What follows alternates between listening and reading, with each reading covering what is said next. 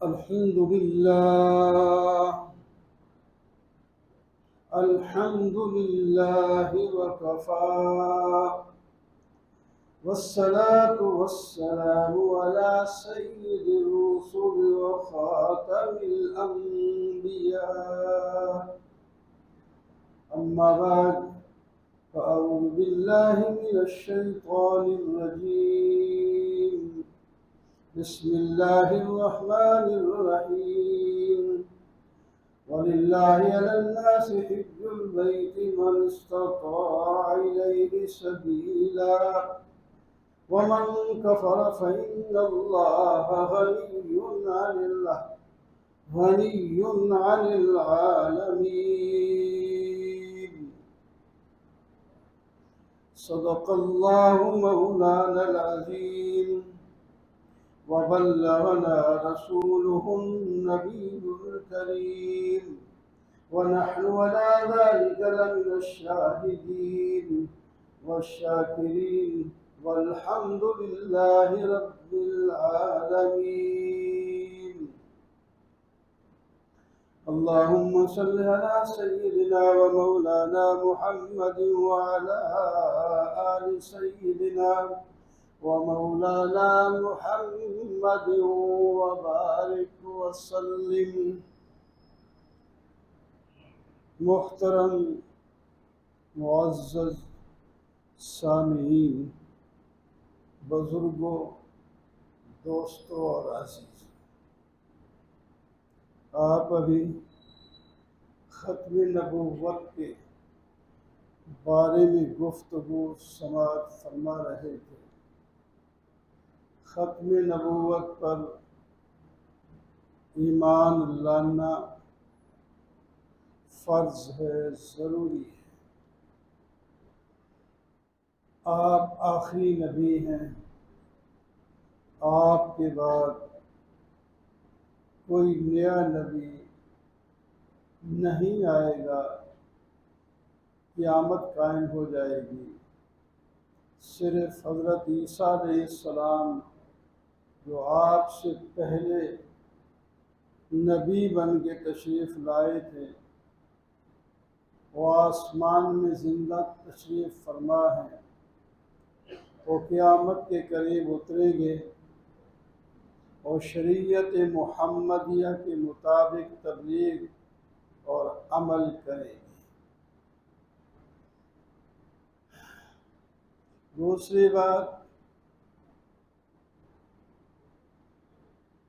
یہ جو مہینہ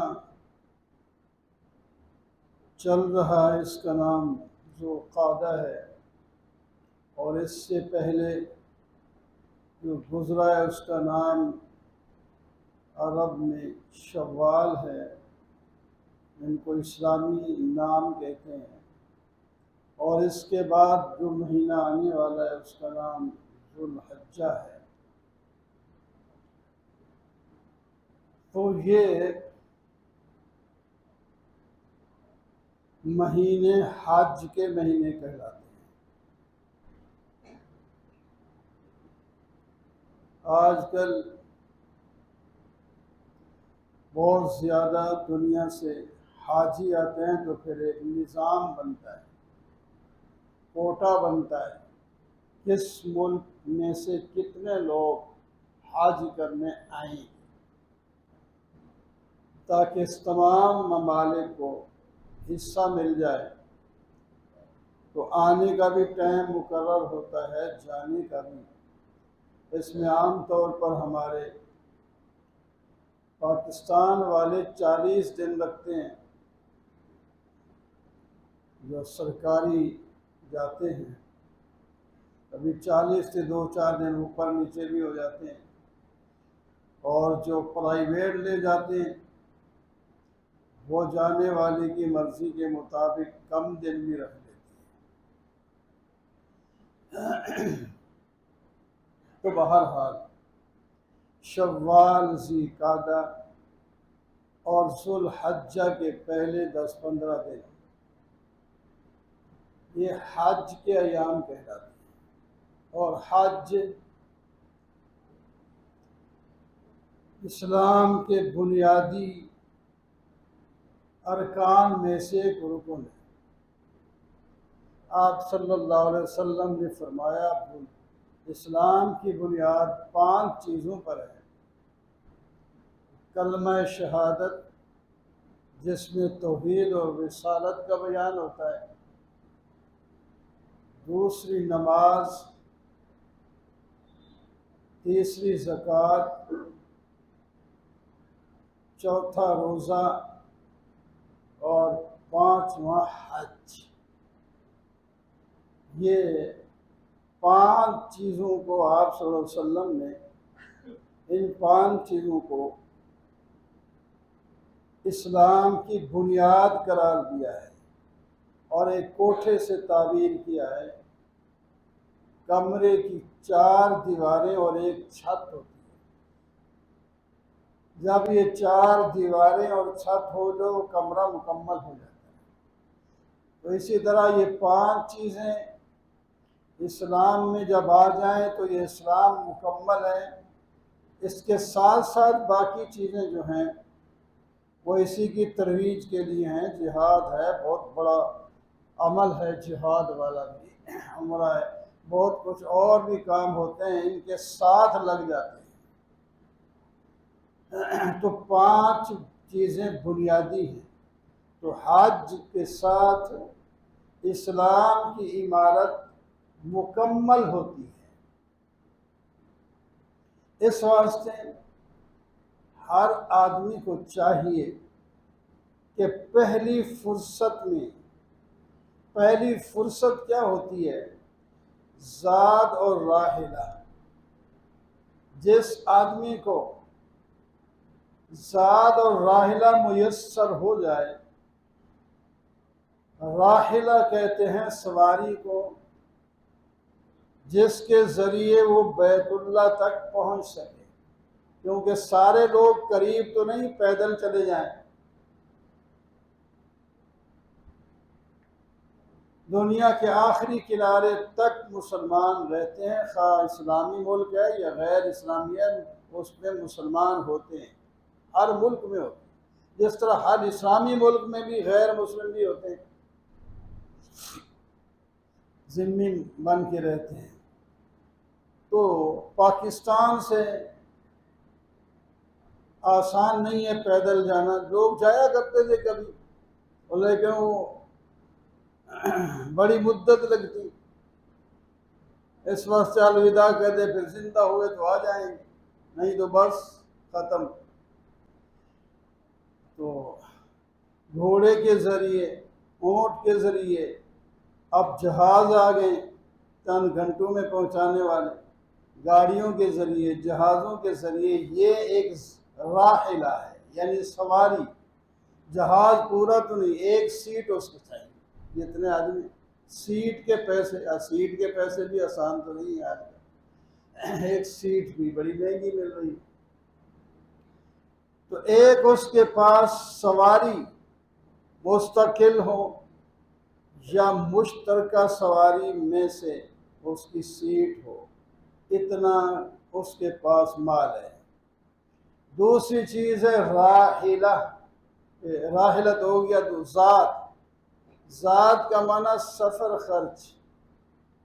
جتنے دن کے لیے وہ جائے گا اس میں کھانا بھی ہے، پینا بھی ہے، رہنا بھی ہے، سردی بھی ہے، گرمی بھی ہے، اس کے بچاؤ کے لیے بھی اس کو مال چاہیے، اور اس کے ساتھ اس کے لواحقین بھی ہیں، بچے ہیں، بیوی ہے، بوڑھے ماں باپ ہیں، ان کا خرچہ بھی اس کے ذمہ ہے۔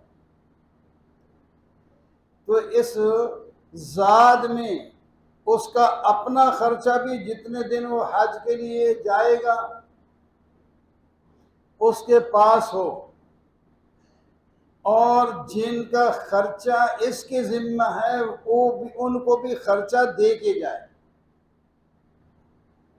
اب یہ جب 2 چیزیں اس کو میسر ہو جائیں تو فوراً حج کرے، اب ٹالے نہیں، بہانے نہ بنائے، دکان چل جائے پھر جاؤں گا، بچوں کی شادی کر لوں پھر جاؤں گا، نوکری لگ جائے پھر جاؤں گا، فلاں کام ہو جائے پھر جاؤں گا، ایسا نہیں، فوراً جائیں۔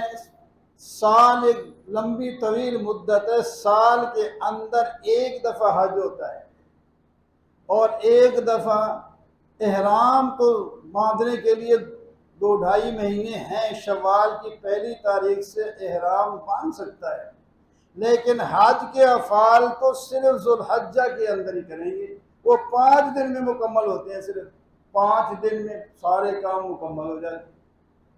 ان 5 دنوں کے لیے 40 دن وہاں جانا پڑتا ہے، 15 دن جاتے ہیں، کوئی 20 دن جاتے ہیں، کہیں جاتے ہیں، وہاں ادائیگی کے لیے 5 دن، ان میں وہ بالکل حج آسانی کے ساتھ ادا ہو جاتا ہے۔ آپ صلی اللہ علیہ وسلم نے فرمایا جس آدمی کے لیے زاد اور راحلہ یہ دونوں چیزیں موجود ہیں پھر وہ حج نہیں کرتا، من ملک زادن وراحلۃ تبلغہ الی بیت اللہ، جس کے پاس زاد اور راحلہ ہے جو اسے بیت اللہ کی طرف پہنچا دیتا ہے، فلم یحج، اس نے حج نہیں کیا، تو فلا علیہ ان یموت یہودیا او نصرانی، پھر اللہ کو کوئی پرواہ نہیں وہ بندہ یہودی ہو کے مرے یا نصرانی ہو کے مرے۔ یہ بڑی وعید بیان فرمائی۔ بہت سے لوگ اربوں اور کروڑوں کے مالک ہوتے ہیں، حج کہتے ہیں ابھی حج نہیں کیا، ڈرتے ہیں۔ حج کے بڑے فوائد ہیں، بہت فوائد ہیں۔ جس فقر سے ڈرتے ہیں حج اس فقر کو دور کرتا ہے۔ آپ حدیث کے اندر آگے یہ بھی فرمایا وَلِلَّهِ عَلَى النَّاسِ حِجُّ الْبَيْتِ مَنِ اسْتَطَاعَ إِلَيْهِ سَبِيلًا، اللہ کے لیے بیت اللہ کا حج کرنا اس کے لیے ضروری ہے جس کے پاس زائد و راحلہ ہے۔ ذات کے راحلہ یعنی راستے کی استطاعت رکھتا ہے، اس میں وہی دو چیزیں ہیں تو ضروری ہے۔ وَمَنْ كَفَرَ فَإِنَّ اللَّهَ غَنِيٌّ عَنِ الْعَالَمِينَ، جو آدمی حج نہیں کرتا تو اللہ تعالیٰ کو کوئی پرواہ نہیں، اللہ تعالیٰ تو تمام جہانوں سے بے پرواہ ہے، مستغنی ہے۔ وہاں کفر کا لفظ حج نہ کرنے کو کتنا وعیدی لفظ ہے۔ ومن کفر، قرآن پاک میں مراد یہاں سے جس نے حج نہ کیا ہو، یہ لفظ کفر کا بولا ہے تو مطلب اتنا عقیدہ ہی کسی آدمی کا نہیں کہ حج فرض ہے پھر تو واقعی کافر ہو جاتا ہے۔ اگر عقیدہ فرض ہونے کا تو ہے لیکن سستی سے نہیں کرتا اسباب کے باوجود بھی تو پھر یہ کافروں والا کام ہے، پھر یہ مانا ہو اللہ کو ٹھیک۔ اور حدیث میں فرمایا جو حج نہیں کرے گا اللہ کو کوئی پرواہ نہیں، وہ یہودی ہو کے مرے یا نصرانی ہو کے مرے۔ یہ بھی بڑے وعید کے لفظ ہیں، بڑے وعید سخت۔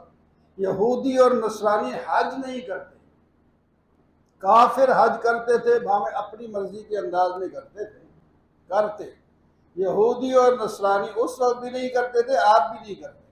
کوئی یہودی کوئی نصرانی حج نہیں کرے، حج نہیں کرے۔ اس واسطے فرمایا وہ یہودیوں اور عیسائیوں والا کام کرتا ہے جو حج نہیں کرتا۔ تو حج جو ہے اس کے لیے تڑپ ہونی چاہیے، ایک عشقیہ عمل ہے، یہ عمل بھی عشقیہ ہے، عاشقانہ عمل ہے، محبت والا عمل ہے، پیار والا عمل ہے۔ کئی چیزیں بڑے فوائد ہیں اس کے، ایک فائدہ بتا کر دوں گا، ٹائم ہو گیا، ہم بتا کے حدیث سے باقی بڑے فوائد ہیں۔ فرمایا جو آدمی تابع الحج والعمرہ فرمایا حج اور عمرے کو لگاتار کرتے جاؤ، اور جو بھی ایماندار حج اللہ کی رضا کے لیے عمرہ کرتا ہے جب واپس آتا ہے تو کہتا ہے اللہ تعالیٰ کوئی ایسی صورت بنائے اڑ کے پھر چلا جاؤ، اڑ کے پھر چلا جاؤ۔ جب وہاں سے رخصت ہوتا ہے تو رو رو کے آتا ہے میں جا رہا ہوں یہاں سے، ایسی نورانیت سے ایسے فوائد سے میں نکل کے جا رہا ہوں، پھر کب آؤں گا؟ تو وہیں سے رو رو کے آتا ہے، اور یہاں پہنچتا ہے تو پھر اس کو اچھی مٹھی چیز نہیں لگتی کوئی، میں کب پھر حج پہ جاؤں گا یا پھر عمرے پہ جاؤں گا۔ تو فرمایا لگاتار حج عمرہ کرتے رہو، اور ترغیب فإنہما ينفیان الفقر والذنوب او کما قال، یہ حج اور عمرہ انسان کے فقر کو بھی ختم کرتے ہیں اور انسان کے گناہوں کو بھی ختم کرتے ہیں۔ اور کیا چاہیے اس کو؟ دکان، زراعت، تجارت مال بڑھانے کے لیے کرتا ہے، آپ حج اور عمرہ کریں گے تو اللہ تعالیٰ آپ کی محتاجی اور فقر کو ختم کر دے گا۔